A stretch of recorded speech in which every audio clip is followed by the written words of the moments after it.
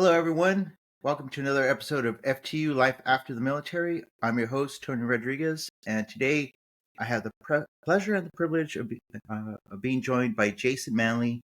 We were in Echo 98 together for a short period of time.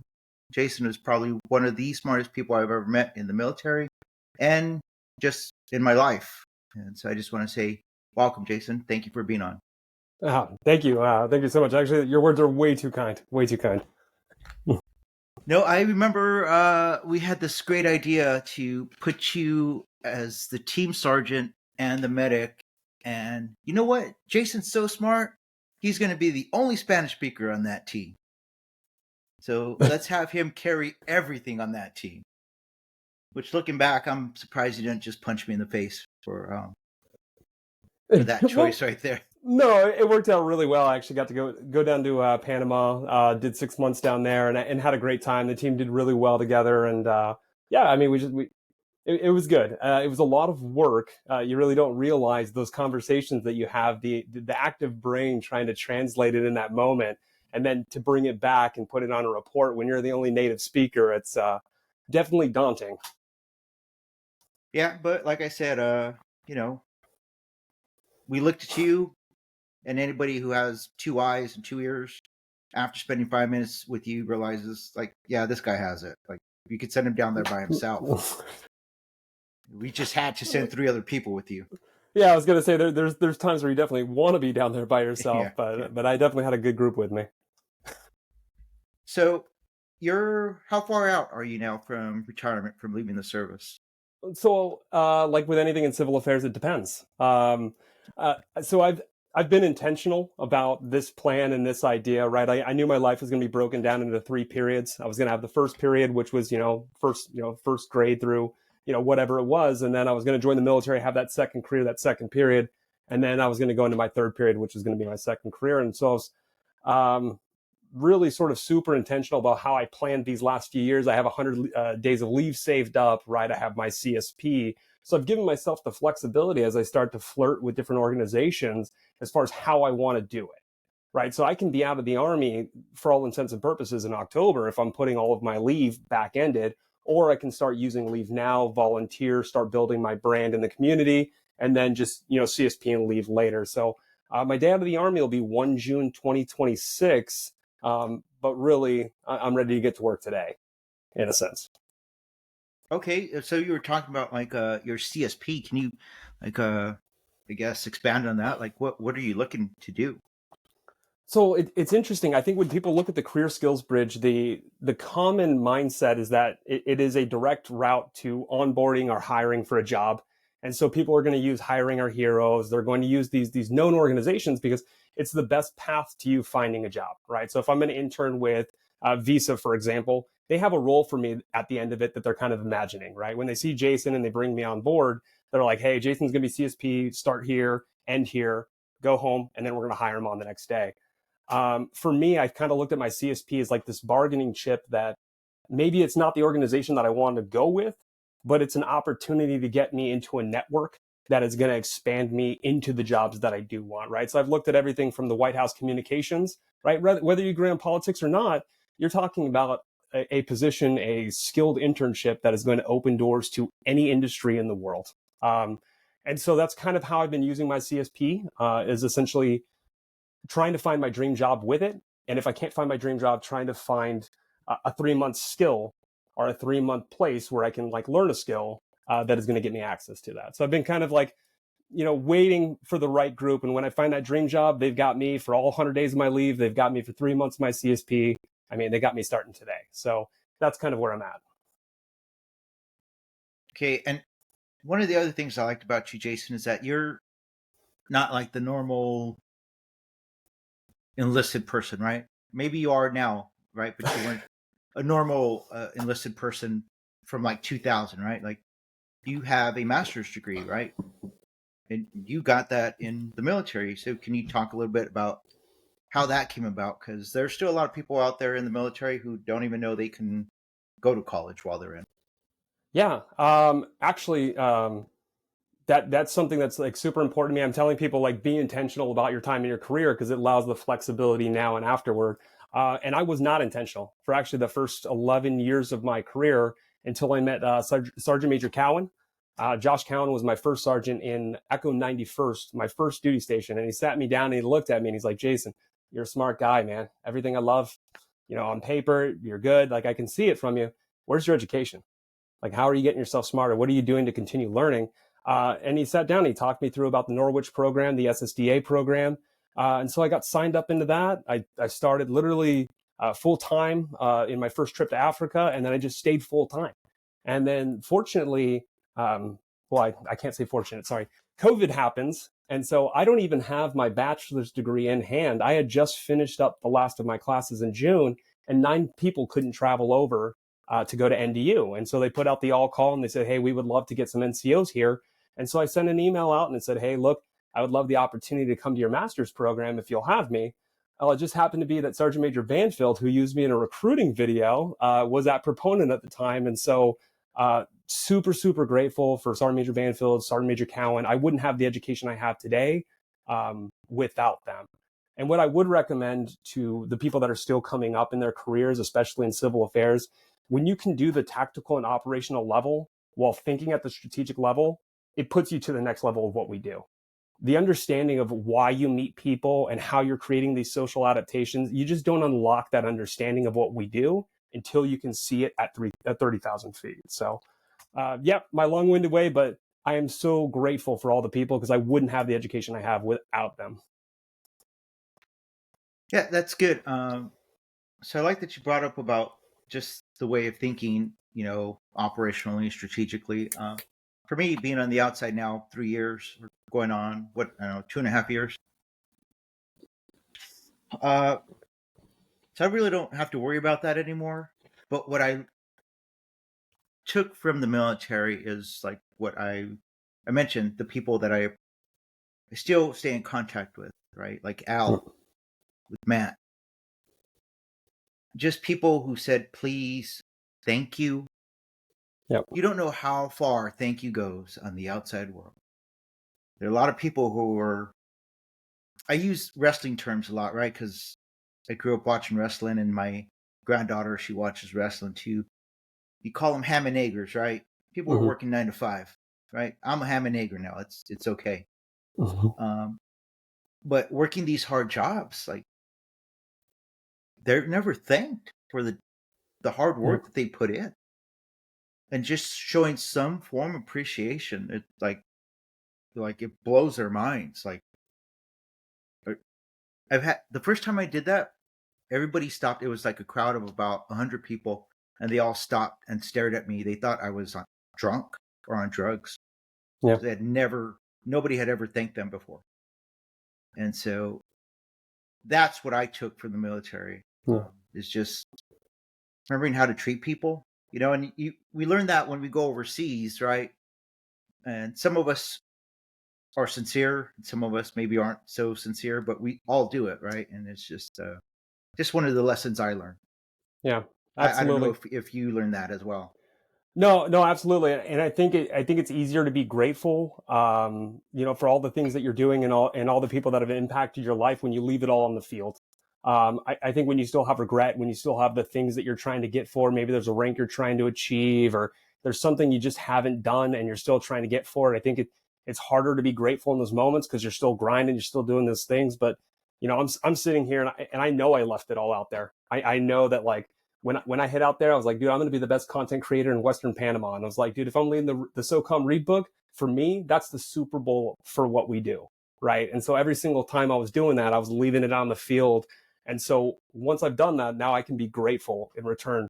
But that's just how I am as a warrior. Like, it's hard for me to be grateful when I'm still grinding for that next thing, that next thing, that next thing. But now that I'm here on the other end of it, it's a lot easier to be grateful. And I wish I would have been more grateful in the moments that I was being a warrior. Yeah, I think we all kind of forget that at the moment, right? Yeah, But that's just part of being a person. That's just part of being human. absolutely. So, how much interaction have you had with the Department of Veterans Affairs? So so far? So I haven't talked to VA too much. Obviously, being a medic, I've kind of worked with my own docs here. I got with Teresa Nugent. She's the case manager over at USASOC. Phenomenal. Yeah. We went there from day one of my career when she's like, "Hey, do you know you had an upper respiratory infection in basic?" I was like, "Wait, what? I went to basic?" So Yeah. going through those things early is certainly important. You don't start to realize, but things like a medical procedure at Tripler, I'm going to have to get those records from them, right? There's a lot of lead time in that. And so the interactions I've had with the VA are very preliminary at this point. I know the 8-month period is about when you start getting hot and heavy, and then at 6 months, you definitely got to have something in their books. But right now, with me being about that 13-month period, I'm really just hot and heavy on making sure everything's documented and I clean up my records. And then for me, it's about quality of life afterwards, right? I got a torn labrum in my left shoulder, and I told the guy, I was like, I may not play quarterback in the NFL with my left arm, but I never threw left-handed anyways, right? If I can sleep on my left Yeah. side, I'll be good to go. Yeah. So definitely the medical part is important, and everybody has their own experience with that. Yeah, You're gonna when you go to what are they calling it now? SFL tap there yeah, at Bragg. You're gonna have this crazy retired sergeant major who's gonna give you some horrible advice. She means well, but it's like yeah, just read the slides. Just read the yeah, slides. Because she was a retired 92, right? yeah, So I don't. She was either a cook, supply, a rigger, something like a fueler, something like that, right? A water yeah, dog. And it's like, maybe you shouldn't be giving me advice on my health, like she absolutely. likes to tell people like, hey, don't go to sick call. The VA doesn't, they don't care if you go to sick call. It's like, yeah, crazy. Been in 20 years. Like, I never went to sick call before. So I'll go in every day from here on out if I want to. Yeah, But absolutely. And I think to your point, right, you're talking about talking to the VA, people that are organic to the militaries.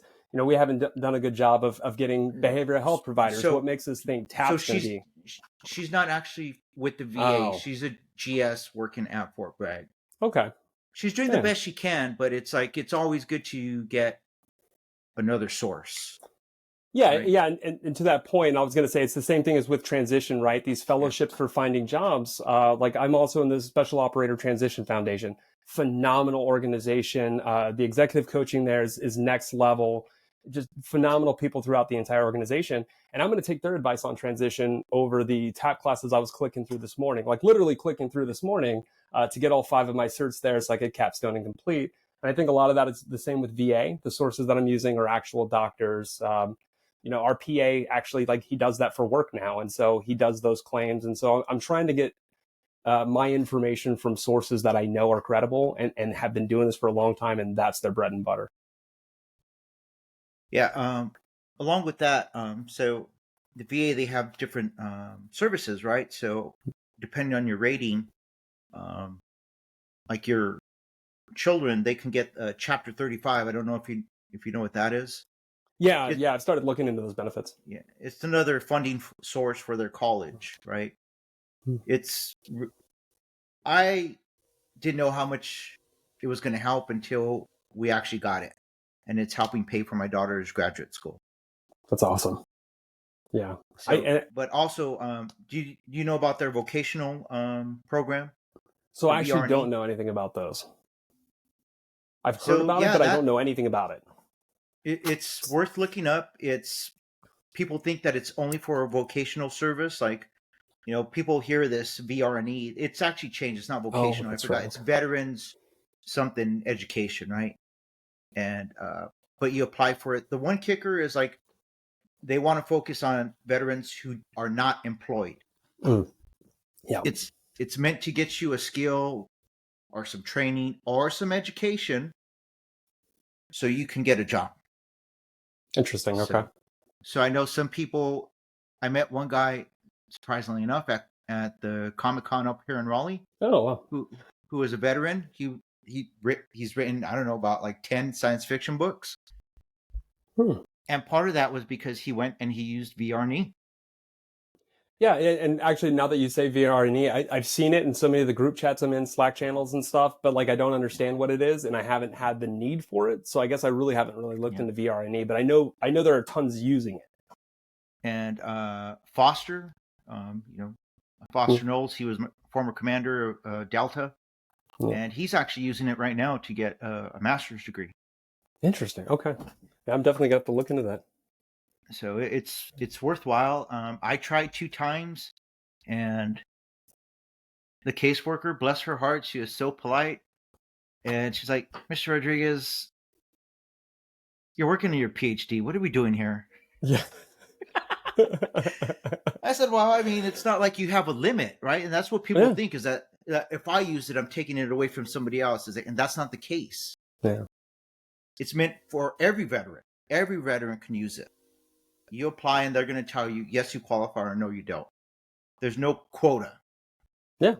And everybody should be swinging for those fences. I think it's crazy that tuition assistance isn't used 100% by every single soldier every year. I mean, these things are like, I've never paid for college and I have a master's degree. It's wild. And then like I'm getting my PMP for free. I'm getting all of these other things. And uh, I'm watching so many of my peers here like 6 months out, year out, and they're going, man, I got to start on my bachelor's. And I'm like, you got to start now? I was like, where was the intentionality 10, 15 years ago? And really, I can't be like too hard on them is because if I didn't run into the people I didn't, run into, I wouldn't have my degrees either. But uh, yeah, I mean, these benefits, if you can use them, use them. Yeah, and they might start 6 months out, but I guess it's better than never starting. Never start. Yeah, exactly. Right? If you're not intentional in those 20-year career time frame, then get intentional when you can. And I think that's the biggest message I would tell all of my soldiers. And I got my company's downrange now. They're having a good time. They're doing their thing, and I'm telling them, be intentional with what you're doing down there and how you describe it to your future jobs. So it's like the stories you're making today are going to be the things that are getting you the job tomorrow. And so if they can be intentional now during their deployment and understanding that you're in the content creation business, right? Like if I can look at media content and I can understand how to influence relevant populations, access and placement in the business world is massive. Every company is trying to grow, and that means access and placement into new markets, into new products. See, like the things we do in CA, it's almost like they built us in a business lab, right? When we're talking about advanced negotiations and network development and stuff. But yeah, if you're intentional about those things, if you're intentional about your finances, definitely a lot more flexibility at this point. So I had Marilyn on last week, and it was great because she works for a pharmaceutical company, right? She does Mm-hmm. clinical trials. Marilyn should be like the example that everybody in the Army follows, right? On Mm-hmm. how to transition out. Um, I had several sergeant majors tell me, it's like, you know what, I want a job just like she has. Like, there's only one problem with that. And I told the sergeant majors, they got pissed, but it's like, you're not Marilyn, Mm-hmm. right? That's the only problem with your idea. You don't have her skills and you don't have her mindset. Yep. It's like maybe you could get there, but you're not there right now. It's like, and so transition out, it requires a little humility. Yeah. It, I try to tell people it's almost like what is that, Happy Gilmore when he has to go see Chubbs? Yeah. Yep. And it's like, you're handsome, I'm ugly. You're smart, I'm dumb. Maybe it's not to that extent, but it's okay on the outside world to say, I don't know what you're talking about. Yeah, absolutely. Yeah, and to your point, like why they couldn't be her. That's the second thing I tell everybody after I tell them to be intentional is know your DNA and show your DNA, right? So I had to kind of play the role inside of the system that I was in inside of the military, right? I could be the smartest guy in the room, but my ideas are only going to make it as far as what's on my chest. No biggie, right? I get it. I'm still going to show effort. I'm still going to care. I'm still going to come out there, but um, in the civilian world, I get to be unapologetically myself, right? If I love a team so much, I'm going to repost, I'm going to comment, I'm going to get so involved in that because I get to be the personality with who I am. My passion's going to shine through in my phone calls. I haven't sent a resume to one person, and I'm probably never going to send a resume. But I'm already looking at dream jobs. I'm already talking to people who are interested in bringing me on board their team because I know what my DNA is, and it can't be shown on a piece of paper, right? They can't show the fact that, like, as a staff sergeant, I went to NDU, which is a school for majors and and all of these Yeah. things. And I went there, and it was me and the lieutenant colonel from the German military to get honors for thesis and GPA, right? Like, you cannot show those sort of like savage DNA type things on a resume. They just see degree, but they don't see that like what I did to get it and how I accomplished it are next level. And so I think that's the biggest lesson I have for people is know what your DNA is and then show it to the world, because they're going to want you for that right there. Yeah, Marilyn was telling me, and at the time I laughed, but thinking back on it, I feel bad not because I laughed, but because the individual didn't know any better. She was saying that there was a gentleman who applied for a job where she was working, and there was several people that were on this interview panel, right? So there were two people that came in and interviewed. One guy came in with his medal, right? That Oh, he, losing you here a little bit. yeah, it's there. I think you're back now. Um, anyway, he showed up with his medal, right? Like his deployment medal. Mm. She didn't say if it was an RCOM or Bronze Star or what, but like he showed up with the actual paper, right? The 8x10 medal, and he brought that to an interview. It's like, what does that mean? Right? Yeah. People in the outside, they don't. You could show them an AAM or you can show them an MSM, and they don't know the difference. It's Yeah. the medal, right? All they know is, the Medal of Honor. That's it. That's all they know, or Yeah. Purple Heart, because that's what they see in the movies. And she said there was another person who showed up, and all he talked about the entire interview was jump master, Mm. jump master, jump master, jump master, jump master. And I don't know if he was. I don't know, but I feel bad because nobody helped those guys, Yeah. or they didn't reach out. Like I don't know what their case was, but we should be trying to help guys like that, you know? Yeah, no, and there's definitely companies that are starting to do that. One of the companies I've been talking to, because the soda fellowship that I'm in, one of the advisors there, he's transitioning over to Shift Group to go work with those guys. And what their platform is basically designed to do is to take ex athletes from D1 schools, ex professional athletes, and veterans, and basically to bring you over and to ignite your career by teaching you skills in business sales and everything else like that. And their platform allows companies to kind of come in and look for you.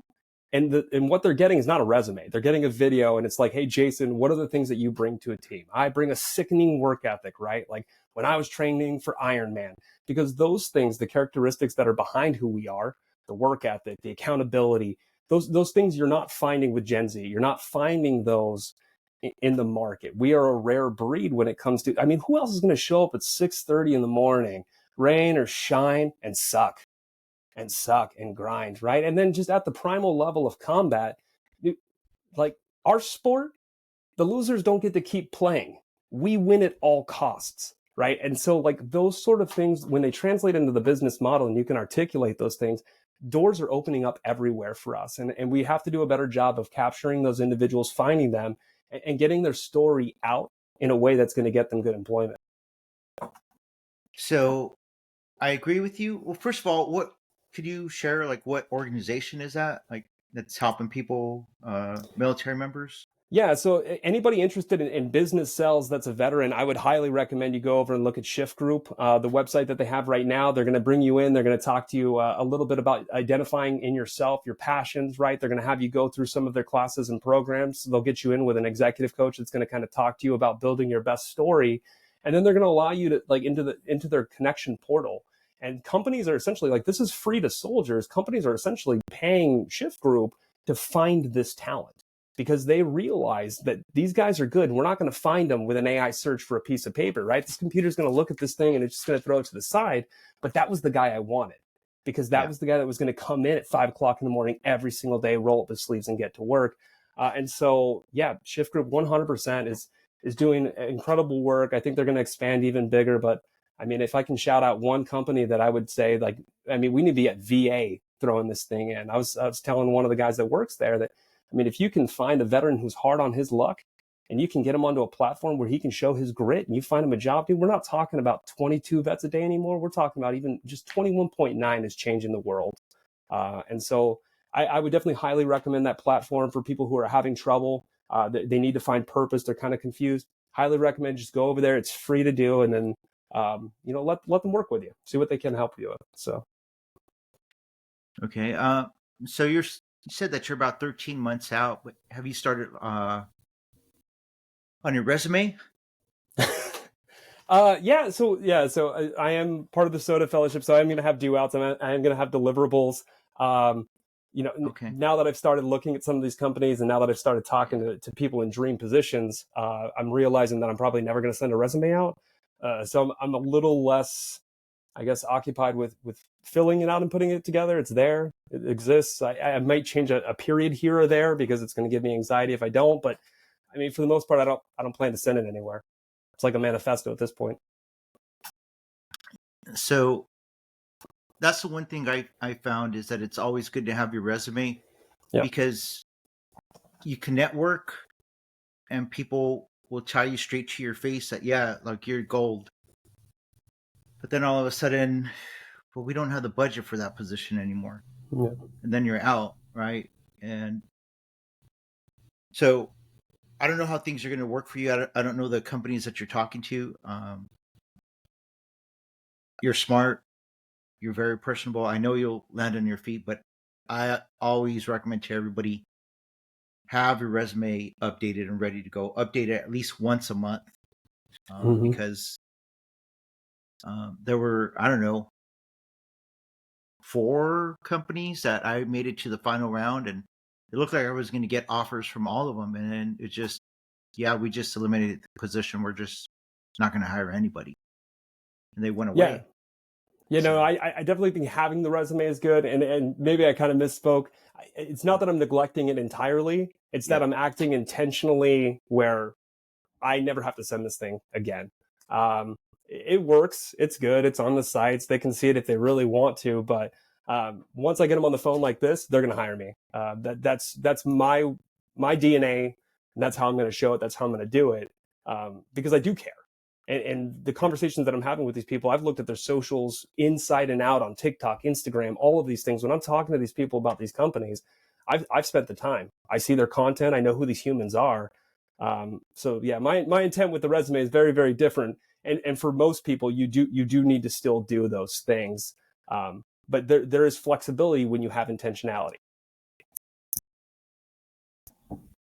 Yeah. So, what else do you have going on? So right now it's really just kind of filling out who I want to be on the outside. I started with passion because my finances are in a good place, because I did get my degrees, because I did get the things I need. The time that I would normally be spending getting more certifications and doing more things, I'm spending volunteering in my community. I'm going to more sports programs. I'm working on my golf game that I've neglected for 37 years and still neglect every time I play. So I'm doing the things that are setting the foundation of what's going to bring me happiness and fulfillment in life afterwards. Because these dream jobs may not happen, right? I may actually just have to make ends meet, right? And all of a sudden I'm working at IHOP as a waiter. Well, I have the things in my life, the things I'm volunteering for, the passions like golf, those things to fall back onto. So as long as I have that foundation, at this point, job's gonna be secondary. Yeah, that's good. So, we were talking about one of our colleagues who that we were with in the 98th. I just told you that he decided that he was going to move down to Florida, packed up everything. Even Taco. Yeah, it's like that hit hard. You're like, no, not Taco. And living in a little camper now, but he's living his best life. Like he's enjoying his free time. So yeah, that's definitely important to do what you're talking about. And there's so many times that I've gone through. You go down the rabbit hole, right? At one point, I was about to open up a capybara cafe, right? I literally was like, dude, I've seen these capybaras. They're the hot animal in the world right now. I was like, cat cafes, you can't find them on Google without 5 stars. I was like, let me take capybaras, cat cafe, and you see him, it's like, dude, I'm going to be a billionaire, right? And then you start looking at like, do I really want to raise capybaras the rest of my life? And I was like, so now I'll probably get a normal job. Yeah, no, that's actually pretty good because I know quite a few people who retired and now they're in real estate, either selling homes. I know other guys who are in commercial real estate, right? And there's one guy who was in the 98th, and he's up in a on the other side of Raleigh, in between Raleigh and Durham, and he's a he's a farmer, but he's also Hmm. now a consultant. Like this guy has Huh. diversified like as much as you possibly can. He's like on the opposite ends of the spectrum, right? But Oh, he's successful because he's doing the things that he wants to do, not the things that yeah. he has to do. So I like your perspective of, I might not land a dream job, but I'm in a good place. Yeah, and I'm gonna keep fighting for that dream job, because if I can Yeah. bring passion to my work, I mean, then I'm not working a day in my life. So that's always going to be the end state. Um, that's what I want to get to. But I do have to hedge my bets here and assume that like I am going to have to work a job that sucks and I don't like it. So I do have to have those things, because that's nobody wants to do 20 years of a grind and then do 20 years of another grind. Like that's just not for what. So I had this discussion with one of my friends over dinner last week. It's like for me, I don't think there is such a thing as a dream job, right? I work Hmm. to occupy my time, because if I don't have something, so I have this. I forgot what the condition's called, but it's like my nervous system is blown out, right? From being in combat like 3 times, it's just blown out. My body can no longer register between what's intense and what's normal. Yeah.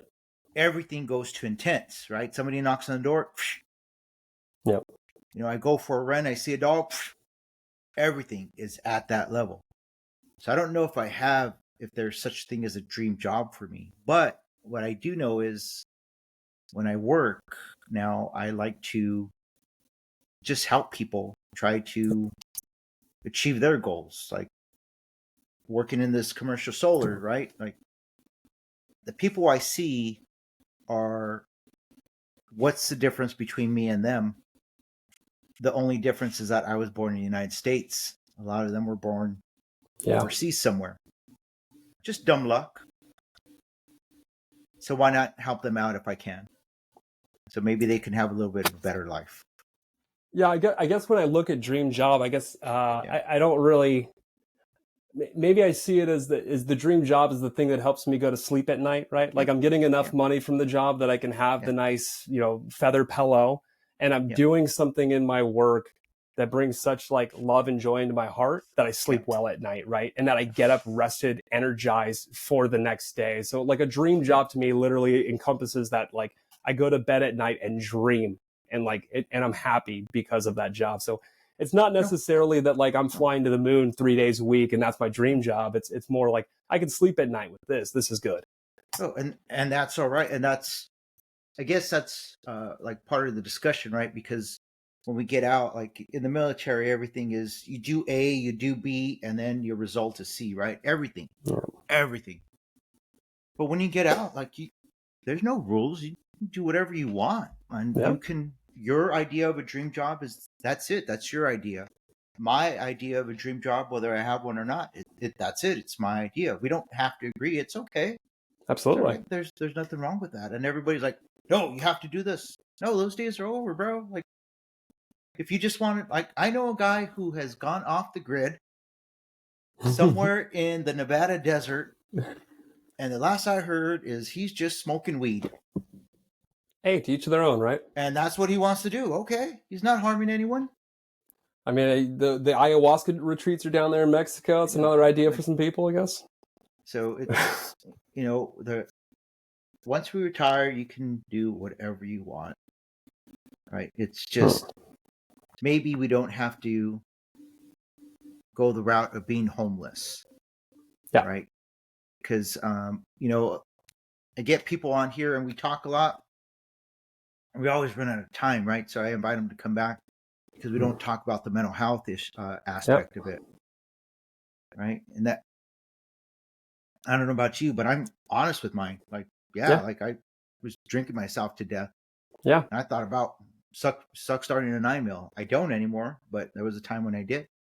Yeah, no, absolutely. And I mean, most people that followed my career, right, this up and to the right trajectory, and then what happens when you grind so long that like your marriage crumbles beneath you and everything else like that. And so there was a period there for a good year and a half where I'm just going through custody battles. I'm going through all of these adversities that are happening, and the military doing the right thing is like, hey, go take a knee. So, well, okay, now I've lost purpose in my life as being dad and husband as I know it, but now I'm taking a knee over here. So the only other thing I had purpose is gone too. And so you get lost in this sauce of like, dude, I floating around in the world, no purpose. And so, yeah, to your point, like it's been huge for me these last few years to give back. I mean, I still get soldiers that are giving me calls in times of crisis, and they're like, "Hey, what's going on?" I'm sending that up to Major Osbeck, like, "Hey, maybe checking on this guy. I'm a little worried about him." And really, when I look back on the entirety of my career, that'll be the one thing I remember. I had a soldier that called me. He was my crew chief 10 years ago in Hawaii in aviation when I was his flight instructor. He ended up coming over to civil affairs years later and everything else like that. But to call me up out of the blue out of nowhere and say, hey, look, I'm going through a hard time with my family. I've started drinking. I'm like, look, bud, dude, we can get to the other end of it. I don't have my keychain down here, but I'm in my second year of sobriety and I'm living my best life ever. Right. So the BH thing is massive. And that's what I'm saying. Like I was intentional about getting BH solved now so that I can be flexible in this third period. Because if you don't have your behavioral health figured out before you get out, it's a depressing world out there, especially if you don't find good employment, especially if you're not ready to take the jersey off yet, if you're not ready to like disassociate yourself, that you're not a soldier anymore. Dude, you're a patriot. We love you. You're a veteran, but like you're not a soldier anymore. That is not your identity. Yeah, it's just it's super, super important. So behavioral health, massive, massive.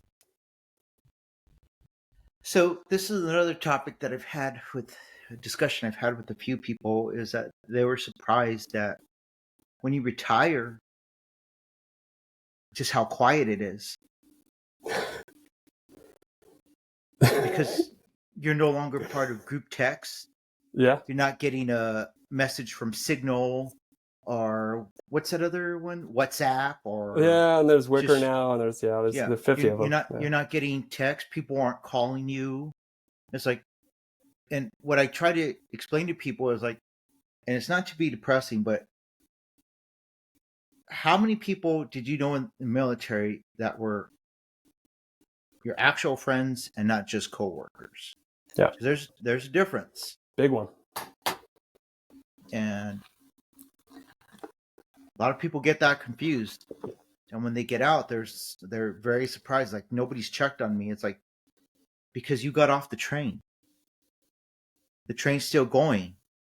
They still have whatever mission it is. They have to mow the Yep. lawn at Sicily or Yep. move the leaves from one side of the street to the other side of the street. I don't know. They have to do whatever gardening they have to do this week, right? And that's more important than checking on somebody who is no longer part of the unit. And it's not. Yeah. There's nothing wrong with that. That's just life. That's just what happens. Yeah, You know. it's interesting. Been a hard charger, like you said, like people they're like, hey, I need a guy, Jason, call him, right? You're almost put on a pedestal in a lot of ways, right? Like as I get these achievements, as I like grind for my companies and my battalions and everything else like that, you start getting put on this pedestal, and like even if you end at the top of the pedestal, right? Like that pedestal doesn't exist in the world. Right. And so you have to humble yourself. You have to work hard. You have to do all those other things. And it just, everything changes on the outside. I don't even know where I was going with that, but like, it changes your mindset entirely, the way that you're sort of cultured while you're in. Yeah. And you have to do that. And I think they call it actually in the use of psych politics, I think it's called psychological transition. And so a lot of people are like, oh, you're going to BH courses. And it's no, I have to psychologically transition from the fact that I'm not a soldier anymore. Right. And you have to psychologically transition with the fact that Jason can't be the easy button for you anymore. Right. And so it's a mutualistic thing. I, I know I've been given a ton of shout outs, but huge shout out to the 98th Civil Affairs Battalion, the entire command team. Phenomenal. They put me in a company where they could utilize my skill set as a medic to help get the unit out the door. And right now I'm chomping at the bit because I love our job so much. So while they're down there getting to do the thing that I love, it's a little tough to be in the rear, but they put me in a good place where I still get to support them. And I have the time and space to do what I am doing now. So I know it's not ideal because we have a lot of people getting out and MTOs don't work that way. But at least in my situation, my command from the top down has been 100% phenomenal. And like, I'm able to be here, put the work in, and to start like giving it to the next people who are coming after me because they've given me the space to do it. So big thank you to them. Seriously. That's good. And the reason why I say that is because I've had a few people on here from the 98th. I was from the 98th. Not all of us had that good Yeah. experience. When I got out, I did have that good experience. I also did 11 years or more than 11 years in that battalion. Yeah. And the first 11, I did 11, then went away, came back and did like another 2 there. The last 2 were phenomenal. Those first 11, it was like doing time in prison. It was like doing hard time. Yeah. And that's why I refer to it as cell block 8. Yeah. Because if you were there in that period, it's like, if you survived, it's like, thank God. Yeah. Yeah, it's interesting as I get to the 20-year mark when I start looking back on all my career, and I start reaching out to those old text messages, buddies in aviation from 10 years ago, and you look at these things and even my own purpose, right? Like I'm hanging up the boots at the right time. I'm a global war on terror guy. That's how I was raised and born. Like when you've been to combat, and you've done all those things, and that's how you were kind of raised in the military. And you come over here and you get educated, you do civil affairs for a while. It's just for me, like I've left it all in the field. There's nothing more to do. It's a new generation. It's a new vibe. However the mission is changing to their new style. It's cool, but that's for the next group. And so I'll get out and I'll support the next group coming out. Yeah, no, that's great, Jason, because there's a lot of people who don't understand. I had it was about a year ago where I was having lunch with a friend, and he brought one of his colleagues, and his colleague, they do security overseas, right? Like Blackwater. It's not Blackwater, but something like that. And Yeah. his friend was telling me, I'm still in it. I'm still out there. I'm making a difference. And like, I'm looking at him. It's like, you don't have to, right? Yeah. And it like blew his mind. Like, what do you mean? It's like, you don't have to do that anymore. Yeah. Hey, can you tell my dad that? He's over in Bahrain still contracting. He's in his 60s, man. He's over there and he's like, man, did you see Israel do this thing? I was like, Dad, I'm trying to like, the war's not my problem anymore, man. I was like, you're 60, hang it up. Come home, man. Let's go fishing. Yeah, so I mean, to each their own, right? Like, I'm not gonna judge whatever you want. Yeah, do whatever he's you want. over there. He's over there watching Formula One races and Metallica concerts, living his best life. Who am I to say? Yeah. Yeah. But for me, like, I don't want to get shot at anymore. My nervous system is just it's crap. Like everything is exactly the same for me now. Just high intensity when So I don't want to. Yeah, I don't want that life anymore. Yeah, absolutely. Yeah, man, it's interesting. This is actually the first podcast I've been on to talk about my journey and sort of the things I've discovered, and it puts you into retrospect so many times when you're looking back on things. And as many times as I want to, as the perfectionist that I am, I'm like, man, I wish I would have gone left here, or like I wish I would have attacked this thing differently. I look back on it, man, and I'm just so happy. I'm so thankful, especially for the organization. Civil Affairs took a chance on me, right? Obviously, I selected and I went there and I put the work in for it, but shoot, I got sent to Spain by myself for a month to learn a language. I got sent to Costa Rica to do even more language training. I have been so fortunate in what they've allowed me to do. I mean, they sent me down with our vet to Paraguay for a week to go look at hotels for a seminar. She was doing food and water assessments, and I'm down there as a translator. I mean, the organization has been incredibly kind to me, and they've utilized my skill sets in the best way. So, like, I'm super thankful. Ready to be done, but like, I am so thankful for the time. No, that's good, because I've known quite a few people that when their time is up, and I was like this too, just so resentful. Like, just leave me alone. Like, go away. Like, I don't want to hear about the military anymore. Like, I've done my time. Just go away. And I had Austin Bratton on here. He was my medic when I was down in Guyana the first time, and Yeah, it was just like Austin said. It was, just like you cut yourself, right? And that wound, it just needs time to heal. Yep. He's like, when he got out, he didn't want to talk about the military at all. He's like, 3 years later, he didn't have a problem talking about it. Or as time went on, it got better and better. I'm at that point too. Is I don't. I liked my time. I was going nowhere fast before I came in, and the Mm. military provided me an opportunity. Yeah, absolutely. And I think that I think there's times that like we were saying, like we missed the chance to be grateful in the moment while it was happening, and just grateful that my health is maintained. Man, it's like I see people come off the drop zone all the time, and I'm like, that career's over. That sucks, right? And Yeah. this is somebody who's like literally in the grind, still shooting after ranks and everything, and they're just literally destroyed. So just to make it to the finish line at this point is super super awesome for me. Yeah. So I wanted to have you on here, Jason, because being your first sergeant for those few months, I saw how positive that you were and smart, and I knew you were going to have some sort of idea or some sort of plan on how to transition out. Um, I know you're going to be successful. The only thing I would suggest is just maybe just look into the VA a little bit more. Just look Yeah. into whatever they have their programs. Now you can't use them until you're actually out, like Yep. done with terminal leave. But you can like start getting ahead and start looking at because they have a lot of programs Yeah, for and veterans. that's what they've said is like the things that you wouldn't even be able to get on active duty, like the braces and all of those things. The VA is going to have them for and that's definitely something where I'm going to have to shift focus.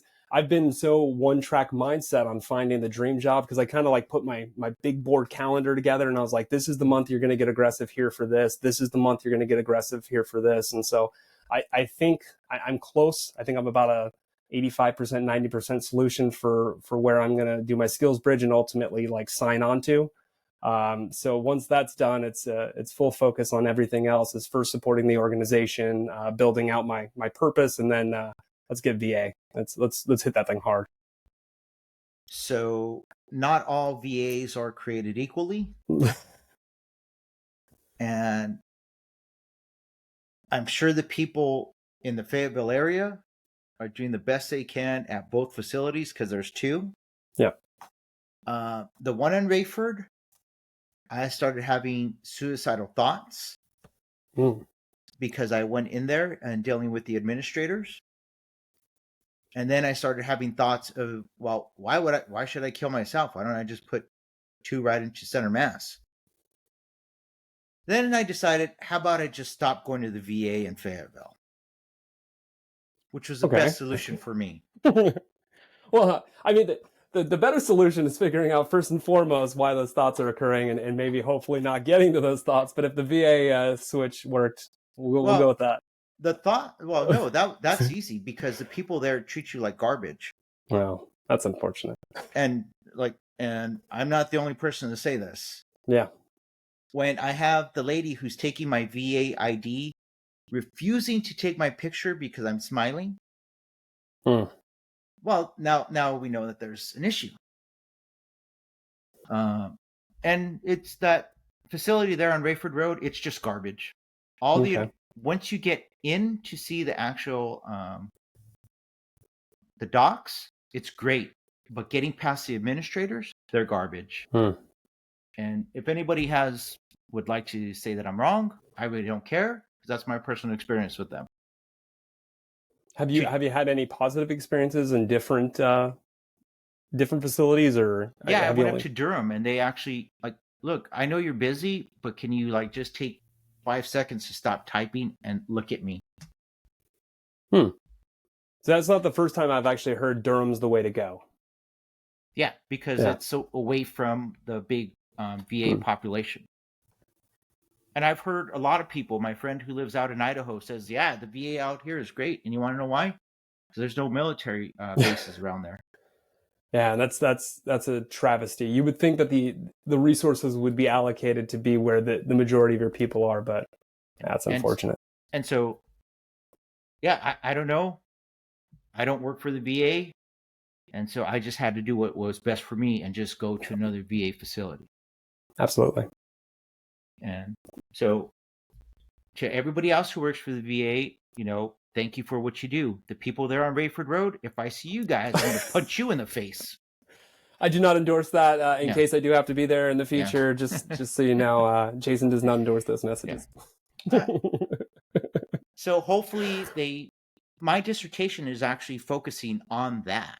Is it really? Specifically, if my PhD is it's in global leadership through Troy, and I'm looking into it's a comparative analysis of the United States and the UK of how the organizations train their administrators to treat the patients.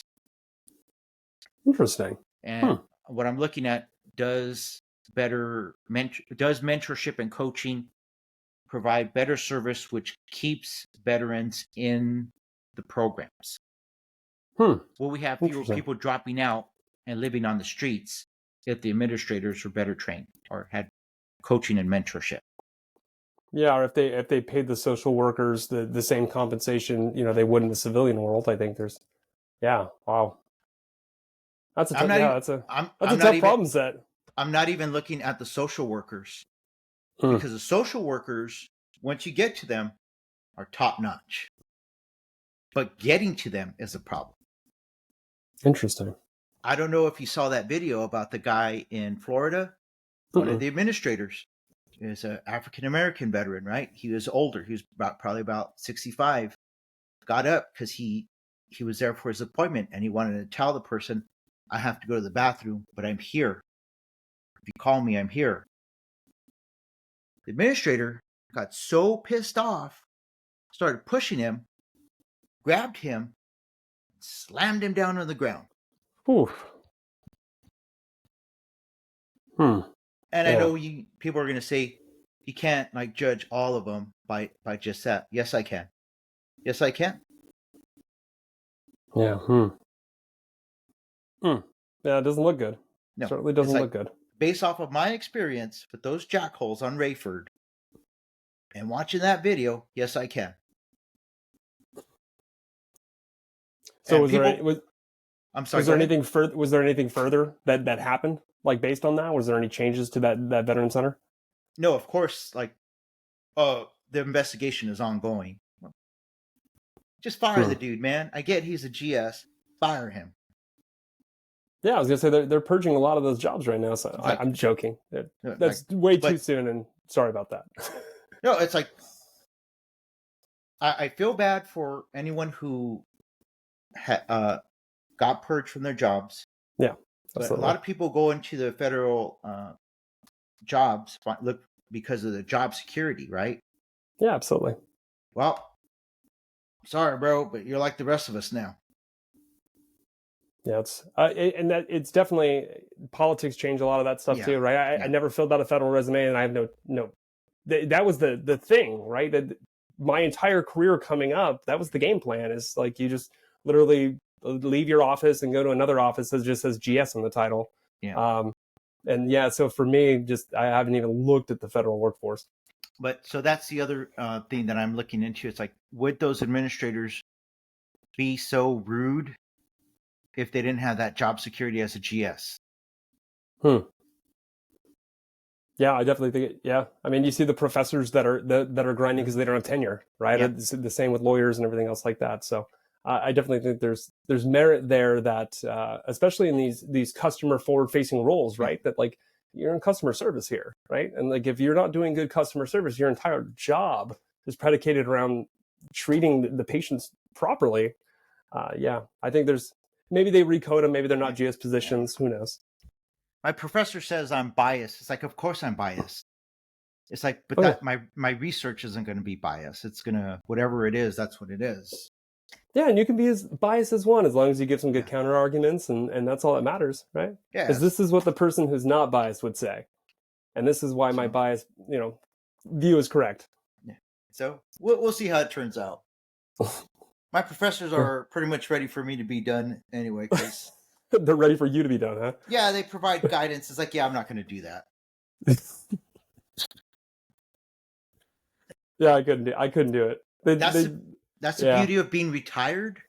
and being in a PhD program, Yeah. being a little older, because it's like I'm here because I want to be. I don't have to be here. Yeah. Yeah, no, it's tough because I'm thinking back even to grad school and Yeah, like I was writing political views that I didn't even really enjoy, but I knew who the person reading it was, right? And yeah. then I got straight A's, so I'm sitting here going like, well, okay. I guess if I was going to a PhD and I was outside the military, I was like, yeah, this is my opinion, and you're gonna take it, you're gonna eat it, you're gonna love it, you're gonna hate it, but this So is me. I respect my professors; they're great. But what I in day one they made this point abundantly clear. You don't want to be ABD, Alpha APD. Bravo Delta, Hmm. all but dissertation. Mm. It's like, right. So you want to make sure that you get that dissertation done and approved, accepted, right? Who cares if you finish the classes? Like, you have to get that dissertation accepted, right? Yep. And like I've explained to them, it's like, so there's 5 of us in our original cohort. It's like, and I'll be honest, I'm probably 5 of 5, right? It's like, but am I 5 of 5 or am I 5 of 12? Because we started out with 12 people. Yeah. Now we're down to 5. It's like, so I know I'm an ass, but I'm still here. Yeah. Like Absolutely. the other 7 had said, like, this isn't for me. So I No, don't know what to that's tell you. awesome. That's awesome. Yeah, no, keep grinding. It's like I told people, Sock'em is March Madness, man. Survive in advance. All you got to do is get through trauma 1 to get to trauma 2, and then when you're in trauma 2, all you got to get through that to get to trauma 3. And so, Yeah. yeah, you just got to survive in advance, and hey, you're winning. You're still in the game. That's what matters. All right, Jason. So we're going on about like 56 minutes here. So Okay. are there any programs or businesses that you want to promote, or you think that would be beneficial for veterans to know about? Or Yeah, I think if I was going to promote anything, it would just be promoting doing your own research. I think what I've come to find out is there's so many people that want to help, that the information is almost saturated to the point, right? And then you got to understand, why are people doing it? Why are they helping? Are they doing it for the money? Are they doing it for the notoriety? Why are they doing it? Are they investing in you? And so just be careful. I think there's so many great organizations, and they're the known ones, right? The SOTFs of the world, the honor foundations, they're known, and they know what they do. Hiring Our Heroes as a pathway for your CSP, very, very known. Again, I want to plug Shift Group because it's new. A lot of people don't know about it yet, but I think it's a model that soldiers they're gonna absolutely love it, right? You're telling me not to use a Word document. You're telling me to take a video of you and just show you my best characteristics on camera. Absolutely. I've been doing these selfies since I was 10 anyways, right? Um, so yeah, no, what I do want to say, just I guess in closing is thank you for your time. Seriously, thanks for your mentorship while we were together. There's so many people that I want to thank. Like I said, I wouldn't be as flexible here in transition as I am now if it wasn't for the people that affected my life in such a positive way and allowed me to be intentional in that time. And again, really, if anybody listens to this, it's the more you can be intentional early, the more you can be flexible later. And so, like, if you're looking at yourself and you're like, dude, I got to be super intentional right now in my retirement, it's because you weren't intentional earlier. You were flexible. So, like, get that mindset now is be intentional. so for me, I want to just let people know about General Assembly. It's a program. I had never heard about this, but you Hmm. get on LinkedIn and you start like seeing things pop up and people pop up, of who you might know. And I forgot what her name was. I'll put it on another episode. But anyway, General Assembly, they offered me this scholarship, right, for data analytics. I already know how to code in Python, but they offered me the scholarship to for Python, Excel, and SQL. And if you don't know, SQL is pretty big. I Yeah. didn't realize, but it's like that's a hot thing, right? So Yeah. that's why we're doing it. Today is May 12th, and we're not doing it on May 13th because my actual classes start tomorrow. And they're 2 hours long, Tuesdays and Thursdays, and it goes on for about 2 months. Yeah. And I'll get another certificate just saying that I can code in Python, and it'll teach me what's the other one? It's not Power BI, it's Tableau. Yeah. So just a way how to present your data, your information to make it pleasing to you or whoever your audience is. So if you have the opportunity, just go on there, check it out, General Assembly. And I don't know how often they offer this scholarship, but apply and see if you get it. Right? I Yeah. applied, and I don't know how many people applied, but they said, "Yeah, we'll give it to you." I didn't think I was gonna get it because I already have a couple of certificates for coding in Python. Yeah. Yeah, definitely. Onward to Opportunity is another one I do want to shout out there, because that's another one. If you did miss a cert, right, when you're in that CSP window and it's that time that you're getting out, you're like, oh shoot, I never got the PMP. What am I going to do with my life? Right? I got Agile, I got Scrum, I got all these other things. Onward to Opportunity is definitely that last bit ditch effort to get the certification. So, but I mean, if you're maxing out your TA and your credentialing assistance every year of your career, anyways, by this point, like I'm sitting here going, like, there's nothing else I want. I would be just doing it to not get better at my golf game at this point. So Yeah. for my shout out, I want to give a shout out to my two sisters, my sister Maria, my sister Alicia. Today is Alicia's birthday. Happy birthday, Maria's was 10 days ago, so happy belated birthday.